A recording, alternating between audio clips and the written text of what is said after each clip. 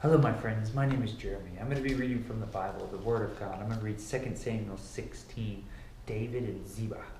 Alright, so turn it up, listen up, and focus. This is the Word of God. 2 Samuel 16. When David had passed a little beyond the summit, Ziba, the servant of the Mephibosheth, met him with a couple of donkeys saddled, bearing 200 loaves of bread, 100 bunches of raisins, 100 of summer fruits, and a skin of wine. And the king said to Ziba, "Why have you brought these?" Ziba answered, "The donkeys are for the king's household to ride on. The bread and summer fruit for the young men to eat, and the wine for those who faint in the wilderness to drink." And the king said, "And where is your master's son?" Ziba said to the king, "Behold, he remains in Jerusalem. For he said, Today the house of Israel will give me back the kingdom of my father." Then the king said to Ziba, "Behold, all that belonged to Mephibosheth is now yours." And Ziba said, "I pay homage. Let me ever find favor in your sight, my lord the king." 16:5. Shimei curses David. When King David came to Bahurim, there came out a man of the family of the house of Saul, whose name was Shimei, the son of Gera, and he cursed continually, and he threw stones at David and at all the servants of the king David, and all the people and all the mighty men were on his right hand and on his left. And Shimei said as he cursed, get out, you man of blood, you worthless man. The Lord has avenged on you all the blood of the house of Saul, and though in whose place you have reigned. And the Lord has given the kingdom into the hand of your son, Absalom.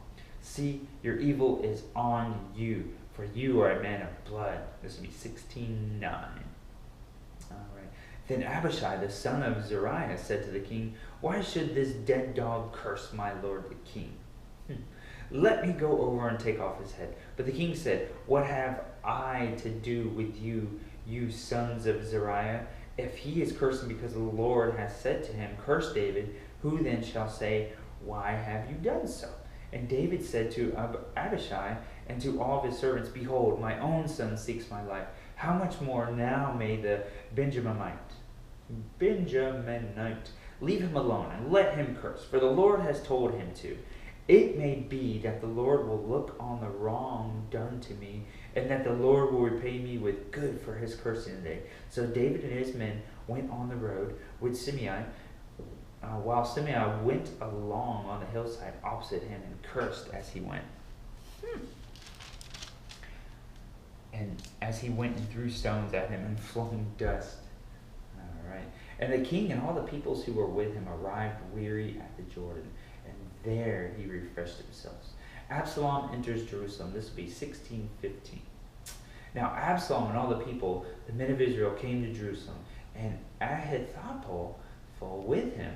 And when Hushai and the Archite, David's friend, came to Absalom, Hushai said to Absalom, "Long live the king, long live the king." And Absalom said to Hushai, "Is this your loyalty to your friend? Why did you not go with your friend?" And Hushai said to Absalom, "No, for whom the Lord and this people and all the men of Israel have chosen, his I will be, and with him I will remain. And again, whom shall I serve? Should it not be his son? As I have served your father, so I will serve you." This will be 20. Then Absalom said to Ahithophel, "Give your counsel. What shall we do?" Ahithophel said to Absalom, "Go into your father's concubines, whom he has left to keep the house, and all Israel will hear that you have made yourself a stench to your father, and the hands of all who are with you will be strengthened." So they pitched a tent for Absalom on the roof, and Absalom went into his father's concubines in the sight of all Israel. Now in those days the counsel that Ahithophel gave was as if one consulted the word of God. So was all the counsel of Ahithophel esteemed, both by David and by Absalom. All right, so that was 2 Samuel 16, the Word of God. Stay in the Word of God, guys. God loves you. May peace always be with you. See ya.